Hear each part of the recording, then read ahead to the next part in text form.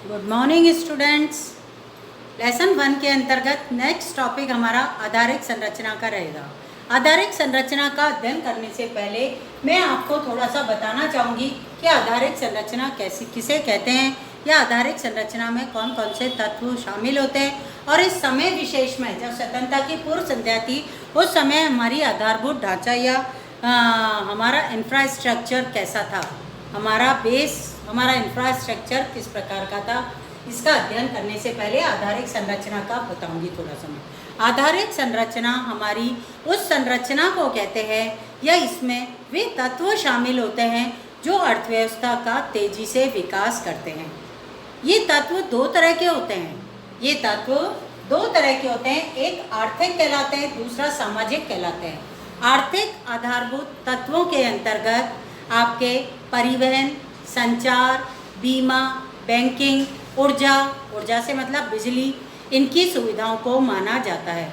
जितनी ज़्यादा ये डेवलप होंगी उतनी ही तेज़ी से अर्थव्यवस्था विकसित होती है। और सामाजिक आधारभूत ढांचे के अंतर्गत शिक्षा, स्वास्थ्य, आवास, पेयजल, इनकी सुविधाओं को माना जाता है।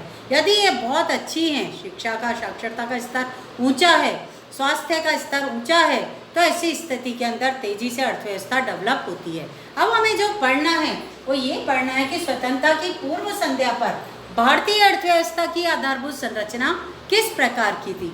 आपके बुक के पेज नंबर 11 पर ये टॉपिक दिया हुआ है, फर्स्ट चैप्टर के अंतर्गत आधारिक संरचना का। औपनिवेशिक शासन के अंतर्गत देश में रेलों का पत्तन बोलते हैं, बंदरगाहों का, जल परिवहन, डाक तार आदि का विकास हुआ।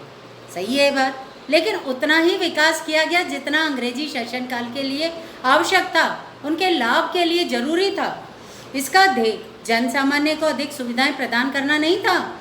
ये कार्य तो औपनिवेशिक हित साधन के ध्येय मतलब उद्देश्य से किए गए थे। अंग्रेजी शासन से पहले बनी हुई सड़कें आधुनिक यातायात साधनों के लिए उपयुक्त नहीं थी। जो सड़कें उन्होंने बनाई उसका ध्येय भी देश के भीतर उनकी सेनाओं के आवागमन की सुविधाओं को और देश के भीतरी भागों से कच्चे माल को निकटतम रेलवे स्टेशन या पत्तन तक पहुंचाने में सहायता करना मात्र था। इस प्रकार से माल को इंग्लैंड या अन्य लाभकारी बाजारों तक पहुंचाना आसान हो जाता था। ग्रामीण क्षेत्रों तक माल पहुंचाने में सक्षम सभी मौसम में उपयोग होने वाली सड़क मार्गों का अभाव निरंतर ही बना रहा। वर्षा काल में तो यह अभाव और भी भीषण हो जाता था। स्वाभाविक ही था, प्राकृतिक आपदाओं और अकाल आदि की स्थितियां ग्रामीण क्षेत्रों में बसे हुए देशवासियों का जीवन कठिनाइयों के कारण दुर्भर हो जाता था। अंग्रेजों ने 1850 में भारत में रेलों का आरंभ किया। यही उनका महत्वपूर्ण योगदान भारत में माना जा सकता है। रेलों ने भारत की अर्थव्यवस्था की संरचना को दो महत्वपूर्ण तरीकों से प्रभावित किया था।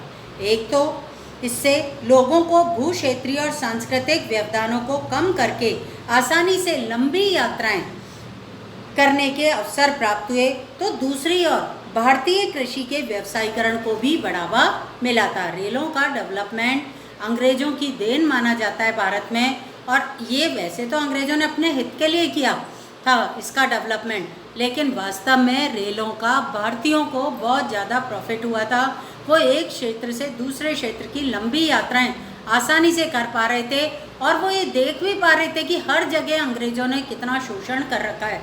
इससे हमारा जो राष्ट्रीय आंदोलन था उसको डेवलप होने में बहुत अधिक सहायता मिली थी। फिर कृषि का जो व्यवसायीकरण हुआ था उसको भी इसने बढ़ावा दिया था, रेलों के विकास ने बढ़ावा दिया था। किंतु इस व्यवसायीकरण का भारतीय ग्रामीण अर्थव्यवस्थाओं के आत्मनिर्भरता के स्वरूप पर विपरीत प्रभाव पड़ा था। भारत के निर्यात में निस्संदेह ही विस्तार हुआ था रेलों के विस्तार से, परंतु इसके लाभ भारतवासियों को मुश्किल से ही प्राप्त हो पाते थे। इस प्रकार जन सामान्य को मिले हुए सांस्कृतिक लाभ व्यापक होते हुए भी देश की आर्थिक हानि की भरपाई नहीं कर पाए।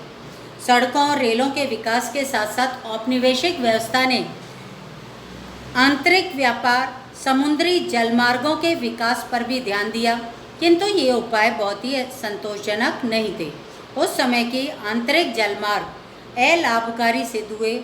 उड़ीसा की तटवर्ती नहर इसका विशेष उदाहरण है। यद्यपि इस नहर का निर्माण सरकारी कोष से किया गया था, तथापि यह रेल मार्ग से स्पर्धा नहीं कर पाई।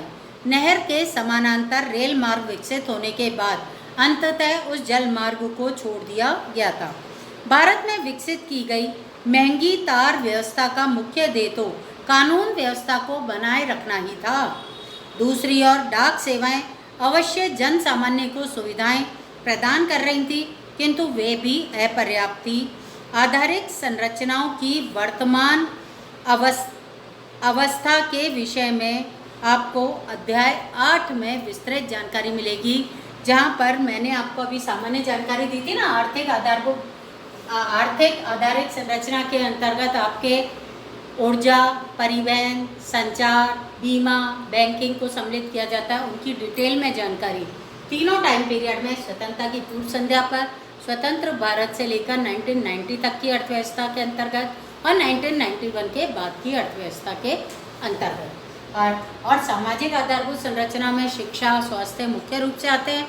उनके बारे में मुख्य जानकारी आपको इसी बुक में, इसी सेशन में 11th क्लास में आपको 8 चैप्टर में डिटेल में पढ़ने को मिलेगी। अब ये चैप्टर हमारा फिनिश हो गया है। निष्कर्ष क्या निकलता है इस चैप्टर को पढ़ के, वो हम पढ़ रहे हैं।